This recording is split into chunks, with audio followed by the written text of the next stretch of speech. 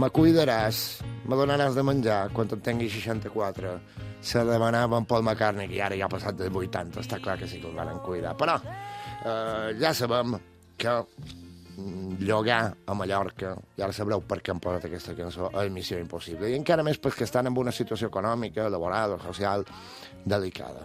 Per això, fa 5 anys se va impulsar el projecte Viure en companyia, habitatges compartits per persones majors, una idea que està donant molt bons resultats. I per això són en el nostre estudi a Telma Cuellar, que és una dels responsables del projecte i tècnica d'habitatge. Hola, Telma, com estàs? Hola, què tal?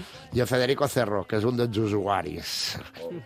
Federico, benvingut. Gràcies. Telma, primer de tot, com va sorgir aquesta idea?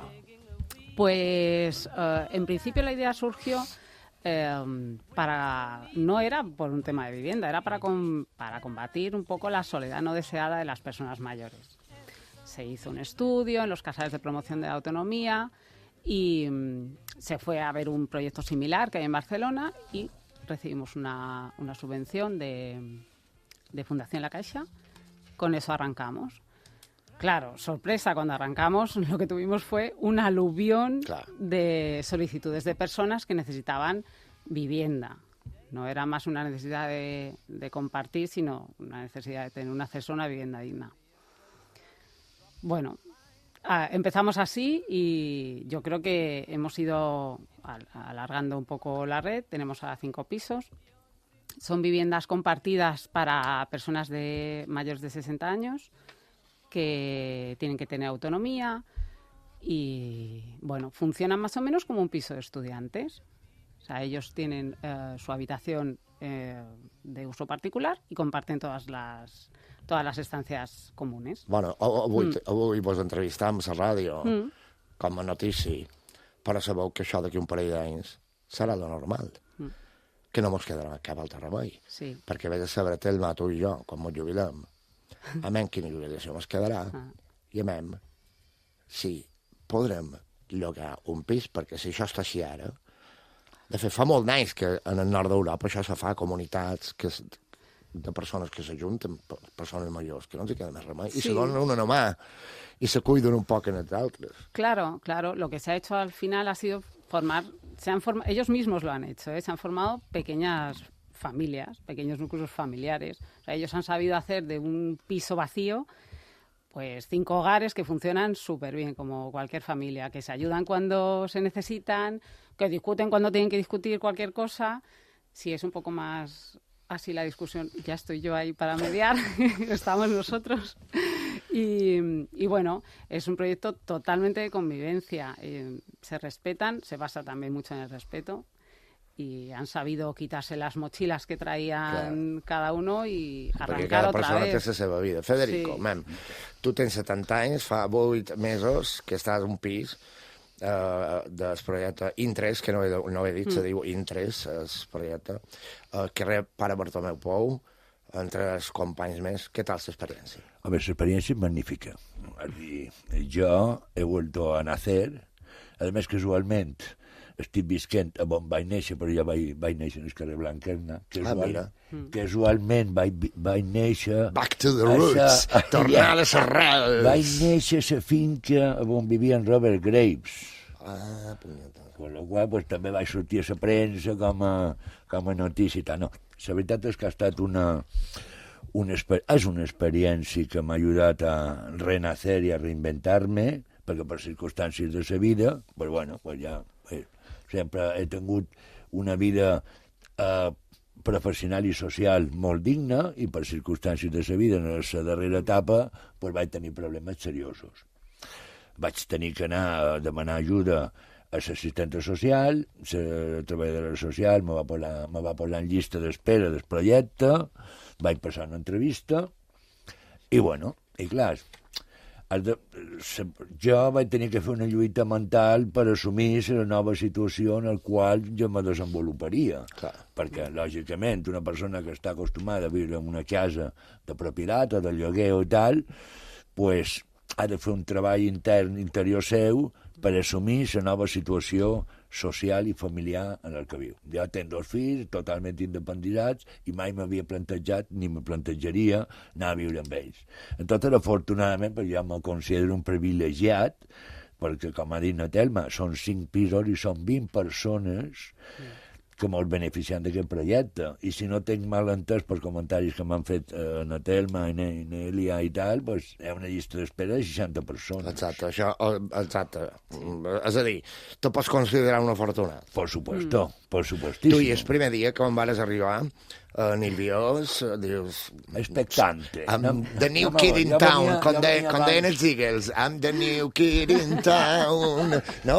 Dius, madura bé, no madura bé? Bueno, és dir, bueno, en primer lloc, jo me defineix com una persona que té un caràcter, de bon caràcter, paciència, en té molta, i les emocions les sé gestionar, i això és important. Jo crec que és fonamental per iniciar un nou projecte de vida a més de 65 anys. Has de tenir el cap bastant clar. Dit això, clar, era una aventura. Jo abans vaig tenir 2 entrevistes amb les companyes de... Com un càsting d'OT. Un càsting, exacte. Algo así. Estàs dentro. Jo cruzava els dits per dir, coño, a veure si me cogen en el càsting, i vaig tenir la sort. Clar, abans d'entrar, el protocol és de que na Telma i Nèlia, i anteriorment hi havia una altra nina, Ainhoa, me varen presentar en els companys. Ja l'empatia i el feeling pues ja era bona. És dir, perquè vaig veure que bueno, són persones. En el meu cas jo estic convisquent amb una persona marroquí, amb un senyor que té 73 anys mallorquí i amb un altre que té 64 també mallorquí. Però va haver empatia. Entonces, és fonamental per la convivència del dia a dia el respecte, que cada un faci la seva vida, que nadie se meta con el otro, perquè, clar, a la nostra edat pues, tots tenim la nostra motxilla, la nostra sensibilització, i si cada un de nosaltres aporta això, la convivència és correcta. Clar, però, perdona, Telma, a l'hora d'organitzar-ho, això deu ser com un trencaclosques, dius, en aquesta persona creu que se la poden enjuntar amb aquesta altra. Sí. Això és com si juntes un músic de jazz, un que toca les castanyetes i un que toca rock and roll amb un que canta òpera. Ha d'anar alerta que tots més o manco facin la mateixa música, claro. ¿no? O sea, dentro de la lista de espera, o sea, cuando llenamos directamente un piso, siempre intentamos que encajen un poco los perfiles de las personas. Luego es una lotería que se lleven bien. Heu tingut qualque moguda? Demasiado grande, no. O sea, nada que salga fuera de lo que es lo normal de la convivencia. Tu, per allà els pisos, que per cert, en Federico l'altre dia en el diari o una entrevista amb el nostre company Josep Maria Aguiló, Mallorca Diario, deia que està molt bé, el pis. Sí. Està perfecte. Claro. És dir, és un pis d'uns 160 metres quadrats aproximadament, té 4 habitacions, 2 banys i una cuina que no li falta de res. Sí. Todos los pisos son así. Tienen 4 habitaciones. Sí, son iguals. Más o menos del mismo perfil. Todos tienen 4 habitaciones, 2 baños, mínimo uno con plato de ducha, están amueblados. Bueno. I els preus que avui en dia, com feis per trobar pis? Claro. Perquè, mare de Déu... Hace meses que no encontramos pisos. Per molt que siguin 4, ja és un bon lloguer. No crec que vos cobrin 800 euros de lloguer. No. Com ho feis per cercar pisos? La verdad es que de 2 años, año y medio para acá es complicadísimo. De hecho, no hemos podido ampliar precisamente por eso. O sea, ninguna entidad particular puede hacer frente al problema social que tenemos sin que se implique la administración. Por eso es lo que pedimos es esto, que entre dentro, que el proyecto entre dentro de la cartera de servicios. Ayuntamiento de Palma. Claro, para poder concertar plazas y poder ampliar y que ellos tengan más facilidades para poder pagar. Però, clar, aquí arribam per una sèrie de circumstàncies, com deia en Federico. En Josep Maria Aguiló, al Mallorca Diario, publicava el teu currículum. Tu ets diplomat en empresarials, durant anys vas ser professor d'FP, de comptabilitat, de càlcul, mercantil de pràctiques d'oficina, vas dirigir a Balears una companyia d'assegurances, has estat durant 20 anys de negocis de Vesca al millor. has estat a Trablissa, has fet feina a la Societat Municipal d'Aparcaments, acabes de saludar el nostre company Toni Tenerife d'Esports perquè has estat a la Federació de Bàsquet. I encara hi estic, en els comitats. Has estat ajudant a les mamàs i te queda una jubilació de 870. Sí, és la realitat social. Sí. És que això és la realitat social. A mi personalment me va passar factura els 20 anys que vaig ser autònomo. Això te va fer de ballar. Claro. Perquè, a més, després, quan te fan el càlcul de la base reguladora, ja a la meva època, quan ja vaig ser director balear d'una quantitat asseguradora, que ja tenia una base de cotització molt elevada, això de fer el càlcul de la base reguladora, com han calculat la base reguladora damunt els 22 darrers anys, aquestes partides no se m'han imputat. Se m'han imputat com a días cotizados, días trabajados, però no. Jo l'esperança que tenia era que me fessin un càlcul de la meva vida laboral. Però, bueno, los números de la Seguridad Social...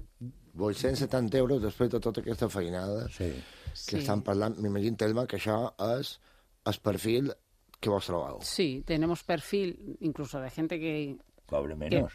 Que cobra menos y también que cobra más. Y tampoco ha podido tener acceso a ningún alquiler. Primero por la edad. Perquè ja... Dius que heu tingut aspirants que eren economistes, periodistes, missars, un directiu d'una companyia aèria de més de 60 anys i que se troben en aquesta situació. Jubilados, sí. Esta es la situación social y real del mundo. Sí. Aquest és el segle XXI. És dir, jo si me compro més, és dir, com a mi la vida me l'ha arreglat aquesta gent.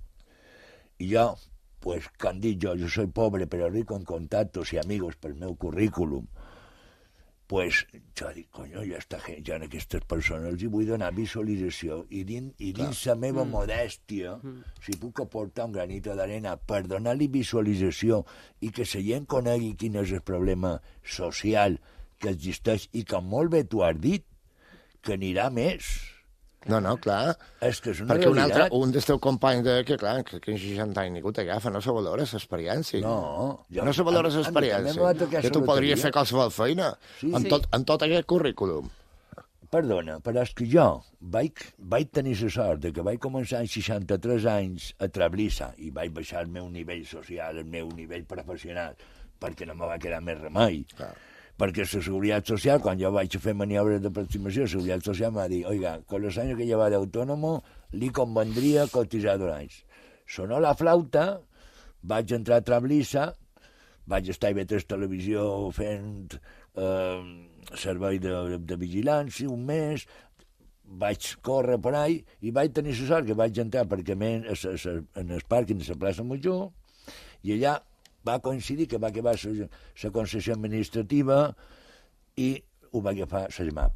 I vaig estar 1 any i mig fent feina a SESMAP. I gràcies a això, pues, tens la pensió que tenc, perquè si no, a la millor m'hagués quedat una pensió de 150 o 200 euros menys. És a dir, has de fer miracles. I és una situació social. Però és que no només per les persones grans. Hi ha gent jove que no se pot independitzar. L'eterna adolescència, que li dic jo. Exacte. Per exemple, a la indústria hotelera avui en dia, què passa? Eivissa? Sí, no, la d'Eivissa és que és sagnant, que ja s'està començant a passar, clar, tot se contagia, sobretot lo dolent, ja està començant a passar a Mallorca, però és que, clar, tu si t'has gratat la panxa tota la vida, mira, no te diré que t'ho meresquis, perquè ningú se mereix passar-ho malament, però una persona que ha fet tota aquesta feinada, és que el sistema regulador de les pensions és que és com una presa de pèl.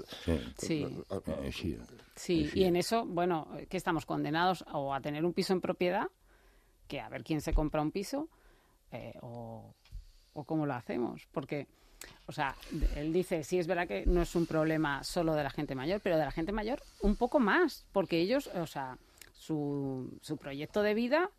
Tú no, o sea, si ja estàs jubilado, ¿de dónde vas a sacar más ingresos? ¿De dónde vas a...? No, Telma, a més tu dius que el perfil actual des qui no troba a casa és diferent a fa uns anys. És a dir, fa uns anys per aventura podies trobar persones que havien estat sempre en exclusió social. Però és que ara no basta haver fet feina tota la vida. no basta. No. Ara Els ja ha servicios canviat sociales- el perfil. Sí, las trabajadoras sociales del ayuntamiento, o sea, servicios sociales ha cambiado totalmente el perfil de usuario que llega. O sea, ya no es exclusión social. Es gente que ha tenido una vida súper normalizada que ahora, por primera vez en su vida, como en el caso de Fede, tiene que acudir a servicios sociales porque se encuentra con este problema. És que és... I tu també, Federico, tu que sempre ja hem dit que has estat a Sos Mamàs, fins i tot crec que una de les membres va ser alumna teva. La presidenta, la presidenta. Tu demanes també més implicació pel que fa a serveis socials. Governi qui governi. A Madrid, claro. a Madrid, a Palma, a Balear. Governi qui governi. Perquè és que anirà a més. Es que esto no tiene color. És que una de les coses que a mi me preocupa com a persona, jo sempre he estat solidari i com diu el meu currículum, jo sempre he tingut molta relació, molta vinculació amb les persones. I jo vinc d'una família humilde, mon pare era treballador, no sé què, i me van donar uns estudis. Però veient com s'evoluciona, és imprescindible que l'administració s'involucri i doni solucions. És a dir, i el problema és la vivienda, perquè tots els mitjans de comunicació s'està xerrant de la vivienda, qualsevol cadena de televisió, qualsevol mitjan de comunicació. Tot el dia en parlam. Tot el dia parlau. És que és un problema real. Tot el dia en parlam. Però no hi ha solució. Mira, jo quan vaig entrar en els serveis socials, la treballadora social, molt bé, molt bona cara, molt no sé què, però jo vaig sortir pues molt preocupat perquè m'ha dit que jo vaig pensar que aquesta gent no me pot ajudar. Després, afortunadament, m'ho va ficar dins el programa i tal i qual, i com he dit abans, jo he estat un afortunat. Telma, jo no m'ho puc desitjar que trobeu molta gent que sigui sensible i vos pugui llogar pisos per aquesta finalitat a un preu raonable i no un preu d'usura, com estem trobant en molts de casos, perquè a mallorquins de vegades, perquè els pisos són nostres, els pisos que van tancats. Aquests pisos que van tancats som de mallorquins, no som de fons voltors, som nosaltres, els que volem treure'm d'un baret d'un lloguer, perquè primer en els anys 60 no volíem fer ni de camarer ni de picaprades, els mallorquins eren molt senyors, i ara resulta que també volen viure del lloguer, això som nosaltres, som els mallorquins, que de vegades donen cercam la culpa a fora, i som nosaltres que hem de fer un pensament. Telma, hem d'anar a publicitat, en qualsevol cas, des d'Interès. Enhorabona per aquesta idea que va a més, i Federico, un plaer conèixer-te. Molt amable, moltes gràcies igualment. Tens més d'una entrevista, tu, en 20 minuts no basta per res amb tu. No, sí. A més, si mos tornem a veure pres per a parlar de coses... Sí, ja li he dit a Antoni Mensi, avui la selecció espanyola molt dona una alegria. Avui sí, avui toca festa. Gràcies a tots dos. Feim una aturada i tot d'una parlam d'energia solar, de reformes en el carrer, d'exposició. No veieu que tot d'una tornem.